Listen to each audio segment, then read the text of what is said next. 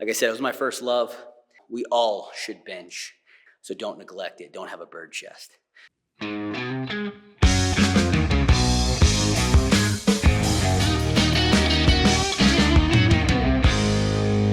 Here we go.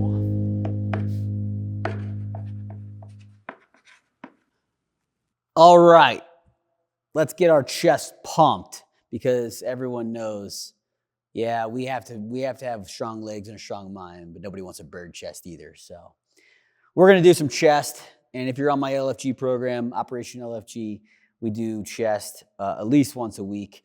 Probably we'll throw in bench on a second time as well. So yeah, I don't know.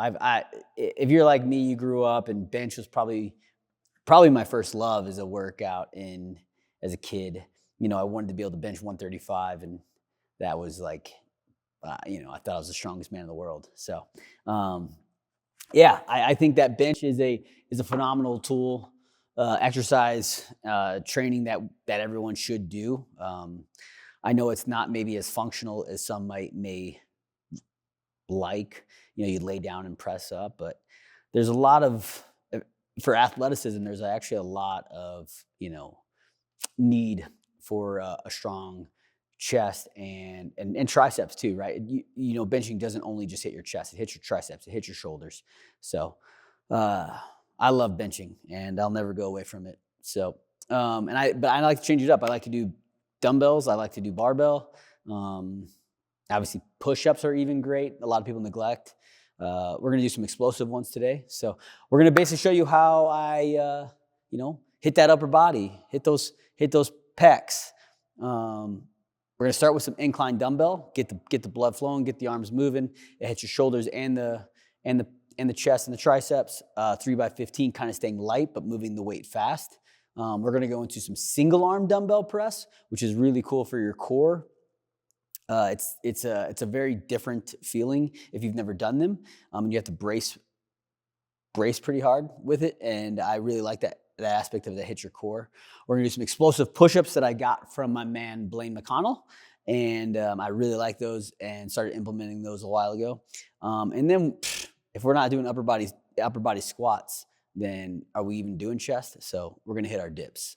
And then we'll move on to a workout after that. We'll get our heart rate up, and we'll actually still have some more chest in that too. So here we go. So one thing I like to do for warming up for a bench press actually is getting my rear upper back firing a little bit. More so like rear shoulder. I tend to feel stronger and a little more awake. So I like to do like a little cable row. Just some light warm-up sets, or you can do dumbbell row, barbell row, whatever. But just getting that upper back firing really tends to help when I start benching, especially if you have achy shoulders. Right into incline bench. Incline dumbbell, I'll stay a little lighter, kind of go for speed. I really want that weight to accelerate on the up portion of the lift, control the descent, and then try to press. The best way I've ever been described, try to break the weights, right? So try to throw those dumbbells to the ceiling, but don't throw them. 3 sets of 15, 2 minutes rest-ish, 2:30. Incline, flat bench, decline. You just change the angle of what you're pressing, right? You know, if you get so used to just doing that flat linear bench, right? Sometimes you can plateau. So changing it, hitting every different part of the pectoral muscle is good. So I like to incline, you know, once a week, decline once a week, flat bench maybe twice a week. But again, barbell, changing it up between barbell and dumbbells. But I love bench. We'll go up one more. 75, last one.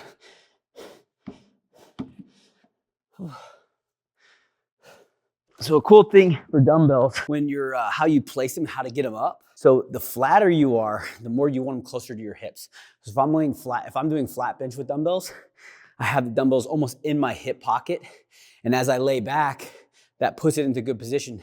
The more incline I have, so say this was a strict press, I'd almost have these dumbbells on the end of my knees, and I kick it up with my knee, and that puts it into a better position. So for an incline, I'm about mid-thigh, and that really puts it into a good position as I go to lay back and kick the dumbbells up. If you don't have someone to obviously help spot or anything like that.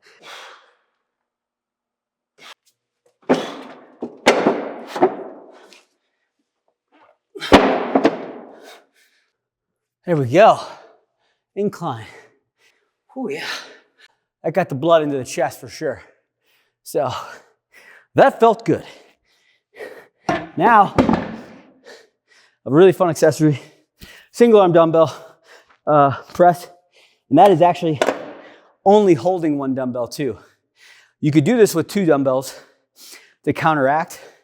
But I really like literally doing 1 dumbbell, and it really makes you brace your core as you're laying there. A buddy of mine showed it to me. He was a lot stronger than I was. I'd never done it before, and I was like, this is really cool because, like I said, hits the core, creates some balance, and also then just, that single arm, not allowing the other side to be able to compensate.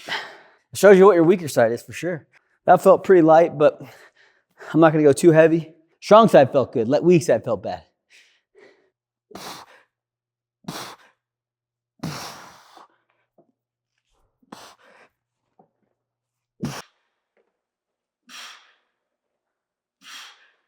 So what we're gonna do instead of some explosive push-ups is we're gonna do some blood flow restriction push-ups. Right now my elbow, I don't know if it's ready yet for explosive push-ups just yet. And so the blood flow restriction is actually a great tool where you can take load off of the joint and get a phenomenal pump. I've talked about it in other videos if you haven't watched them before, but if you haven't, what blood flow restriction is it will allow blood in, doesn't allow the blood out. Now it's depriving the muscles of oxygen. And you're gonna get this crazy pump in a really short period of time. And then when you release the blood flow restriction, the thing that's restricting your arm or leg, whatever you're using it on, now you have this big rush of blood, new nutrients, new blood, new oxygen going to the muscles. And there's a lot of great research on it showing great benefits with hypertrophy training, recovery, strength gains. So it's a great way, great tool if you can't go heavy, or if you don't want to go heavy every day or most days, have that one day where you go light and fast. It gives you that option, and it's a phenomenal tool. So we're gonna do 2 sets, 4 rounds, right? So you're gonna put the cuffs on. You're gonna fill them up to about, I like to go to 80%. You can go to 70%, you can go to 60%, whatever you feel comfortable with. And you're gonna do 15 push-ups, rest 15 seconds, leaving the cuffs on and blown and inflated. And then you're gonna do that 4 times, 4 rounds of that. You're gonna take the cuffs off. You're gonna rest for 2 to 3 minutes, and then you're gonna do that again. And so we're gonna do that twice, and then we're gonna go into dips and do the same thing. So basically you're trying to get cluster reps. And then the first set shouldn't feel too bad. The second set will feel a little bit worse than the first. The third will feel awful. And the fourth, you'll want to rip your arms off. And you can't wait to pull the cuffs off. And so this is something I learned from doing physical therapy on my legs. But there's a lot of great research out there for any extremity, right? Obviously, other than your goes without saying your head. So, but yeah, your arms. And so this is a cool way to hit your tricep and your chest too. So, because I don't like to do like arms days, so this is a great way to hit the triceps. So, Suji, we'll put the link in for them, and I think they're giving you guys a discount if you want to give them a try. And I do strongly recommend it. I think they're a phenomenal tool. It's a great back off day to where you don't have to go heavy and hammer the joints constantly and still get some great benefit out of it. If you try to put it on while it's on, it won't completely click on. And so you want to put it on, push from the backside, and get that thing snapped all the way on with the Gen 2. The other one with the tubes and stuff, just different. This is way more convenient, just science. Go to your Suji app, solo exercise, upper body 70%, connect Suji, confirm selection. We'll go 80%, start session, inflate, let the fun begin. Let it get to its 80%. It'll tell you when you're ready to start working out. All right, we're ready. It has a clock on there too, on the app actually, so you can see it, so you know your rest time. Starting to feel the burn. Oh yeah, that one didn't feel good. One more.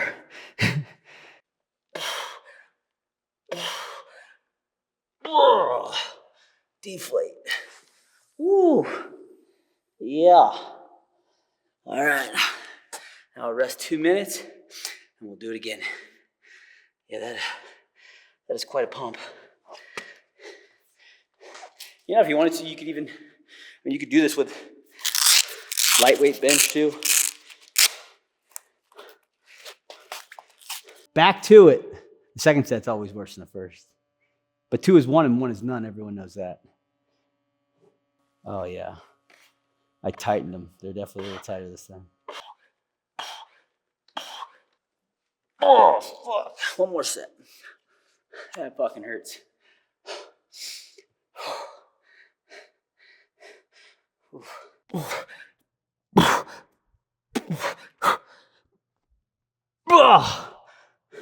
Deflate.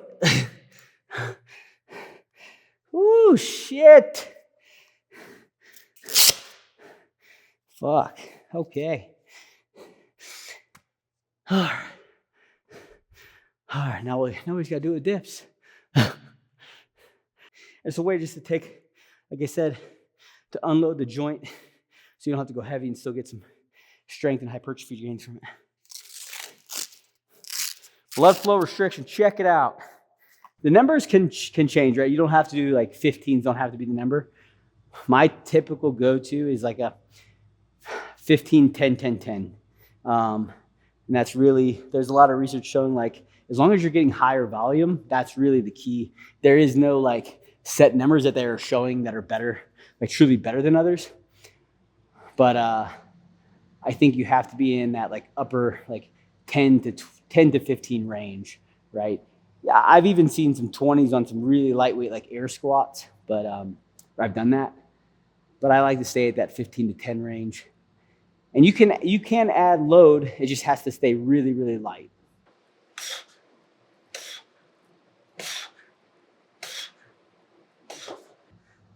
Again, 15 seconds of rest. Oh,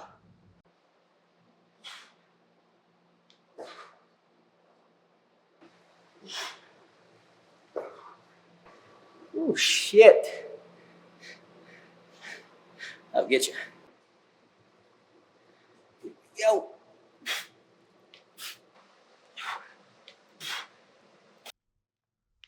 Oh, fuck. Woo-wee.